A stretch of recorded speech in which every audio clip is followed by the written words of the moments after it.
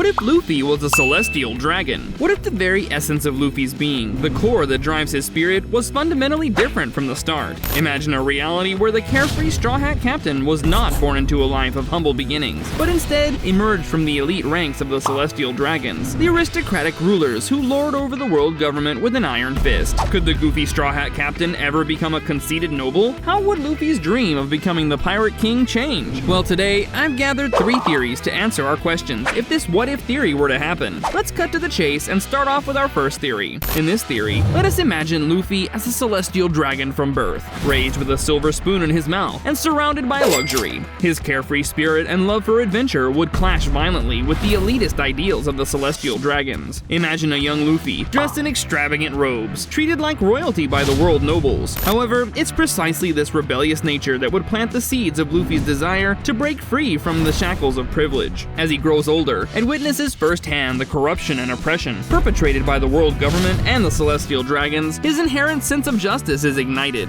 fueling his dream of becoming the Pirate King. In this scenario, Luffy's pursuit of the Pirate King title would not stem from a desire for wealth or glory, but rather a rebellion against the very system that granted him unearned power and privilege. Piracy would become a means of striking back against the oppressive world government and the celestial dragons, a symbol of his defiance against the corrupt aristocracy. His crew, the Straw Hat Pirates, might consist of other disillusioned nobles or former slaves seeking vengeance against the celestial dragons, instead of the Straw Hat Pirate members we all have been cheering for since day one. Together, they would embark on a journey, not just for personal gain, but for the liberation of the oppressed masses across the vast oceans. Battles against the Marines and other pirate crews would take on deeper significance, becoming ideological clashes between freedom and oppression, justice and corruption. Imagine Luffy, his rubber powers and unconventional tactics, fueled by a burning desire for justice, facing off against the formidable might of Marines like Akainu or Kizaru. These battles would transcend mere physical confrontations, becoming symbolic struggles between Luffy's quest for liberation and the unbridled might of the world government's enforcers. Each victory would be a strike against the oppressive regime, a rallying cry for those yearning to break free from the shackles of the celestial dragon's tyranny. Luffy's journey would not only be a pursuit of the Pirate King's throne, but a crusade against the very system that granted him privilege, fueled by his unwavering belief in freedom and justice for all.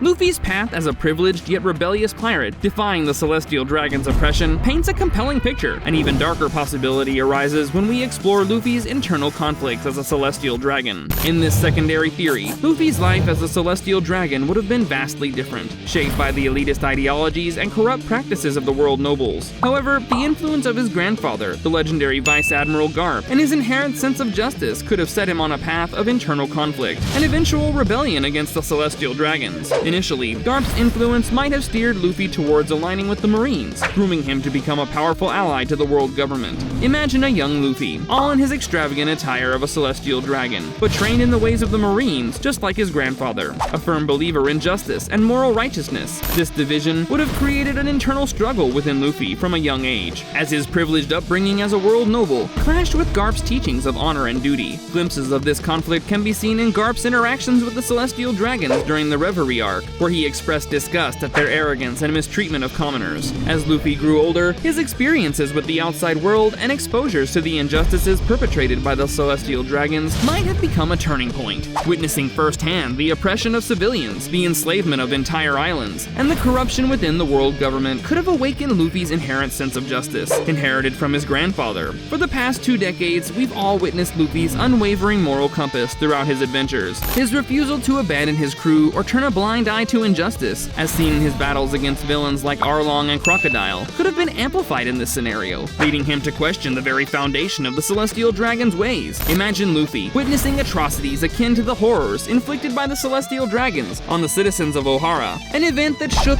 even the stalwart Kuzan to his core. This could have been the catalyst that propelled Luffy to reject his privileged status and seek a path of redemption, aligning himself with the Marines or embarking on a quest to reform the celestial dragons from within. Alternatively, Luffy's disillusionment with the celestial dragons might have driven him to abandon his noble lineage entirely, echoing the actions of his brother Sabo, who escaped the clutches of the world nobles. In this scenario, Luffy could have found himself drawn to the life of a pirate, not for the sake of adventure or freedom, but as a means to fight against the oppressive system he was born into. His dream of becoming the Pirate King might have taken on a deeper meaning, symbolizing his desire to overthrow the corrupt world government and create a world where true justice and equality prevail. fail. His crew, the Straw Hat Pirates, could have consisted of like-minded individuals seeking to topple the oppressive regime, mirroring the Revolutionary Army's efforts led by Dragon and Sabo. Battles against the Marines and other pirate crews would have been fraught with moral dilemmas, testing Luffy's resolve and the bonds he shares with his crew. Imagine Luffy facing off against his grandfather Garp in a clash of ideologies, where familial bonds are tested against the pursuit of justice and freedom. As Luffy grapples with the harsh realities of his lineage and seeks to either reform or abandon the corrupt celestial dragons, another fascinating scenario unfolds. What if Luffy, despite his noble birth, retained his inherent kindness and chose to be a benevolent celestial dragon? In a world where few kind-hearted nobles exist and often meet tragic ends, Luffy's path as a compassionate leader could be fraught with danger. Moreover, the mystical power of the Gomu Gomu no Mi, a devil fruit with a will of its own, might still find its way to him, reinforcing his destiny as a symbol of liberation. In the third theory, while Luffy's upbringing as a celestial dragon would undoubtedly instill elitist ideologies, his grandfather Garp's influence and inherent sense of justice could shape him into a benevolent noble. However, this path would inevitably clash with the corrupt nature of the world nobles, leading to an internal conflict and danger to Luffy's very existence. Both the anime and the manga showed us instances of kind-hearted celestial dragons meeting tragic ends, as seen with the few who treated commoners with respect. Garp's wisdom and moral compass could guide Luffy towards a more compassionate outlook,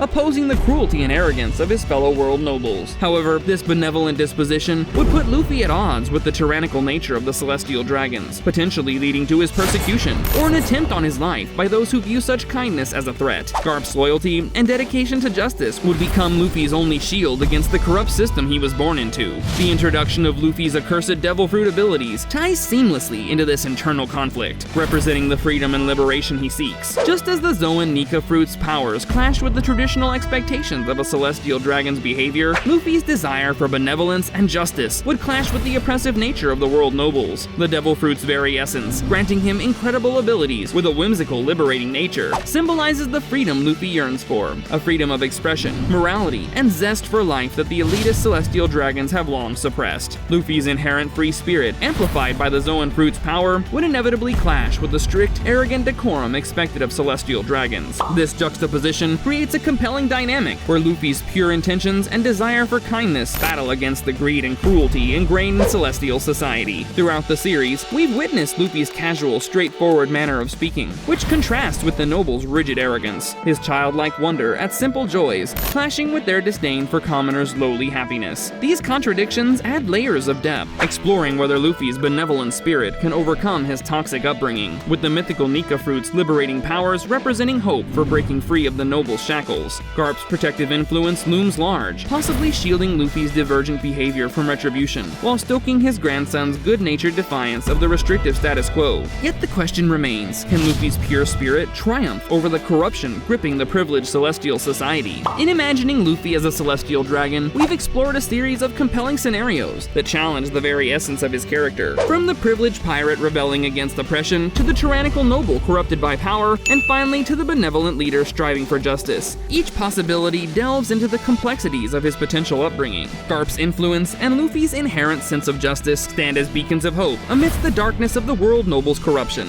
The mystical power of the Gomu Gomu no Mi further symbolizes Luffy's relentless pursuit of freedom and liberation. Ultimately, these alternate paths highlight the indomitable spirit of Luffy, whose unwavering kindness and desire for justice could either transform or be extinguished by the corrupt world of the celestial dragons. Out of the three theories, which one do you think Luffy would take if he were actually to become a celestial dragon? We've reached the end of this video. If you enjoyed exploring this what-if theory, be sure to hit the subscribe button for more content like this. Thanks for watching, and stay tuned for our next adventure. Bye!